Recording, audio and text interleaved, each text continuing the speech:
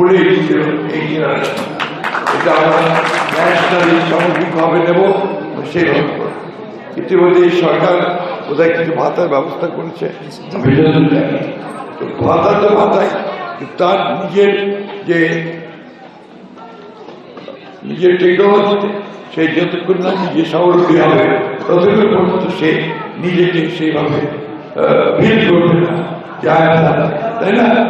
সেই জন্য প্রযুক্তি, প্রশিক্ষণ এবং ইমপ্লিমেন্টেশন, বাস্তবায়নের উপর আমরা সবচেয়ে বেশি স্যার, ফ্যাসিস্ট সরকারের বিচার নিয়ে আপনারা কি চিন্তা করেছেন? ফ্যাসিস্ট সরকারের বিচারটা আমরা বলে থাকি, বিচার চলছে, এটা অলরেডি শাস্তি হয়েছে, এটা চলমান প্রক্রিয়া থাকবে এবং অবশ্যই যারা এইসব গণহত্যার সাথে তাদের অবশ্যই শাস্তি আছে।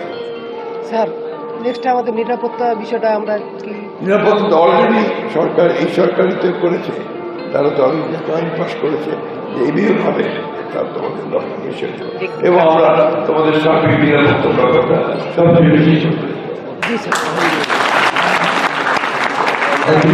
বিএনপি সরকার যদি ক্ষমতা আসে তাহলে আমাদের এই ঠাকুরগাঁও জেলার জুড়ে যোদ্ধারা আছে তারা কিরকম সুযোগ সুবিধা পেতে পারে? যেমন অনেকের চিকিৎসার প্রয়োজন,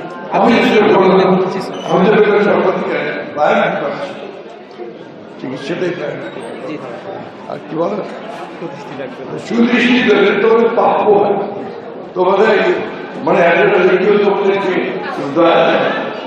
তোমাদের প্রাপ্য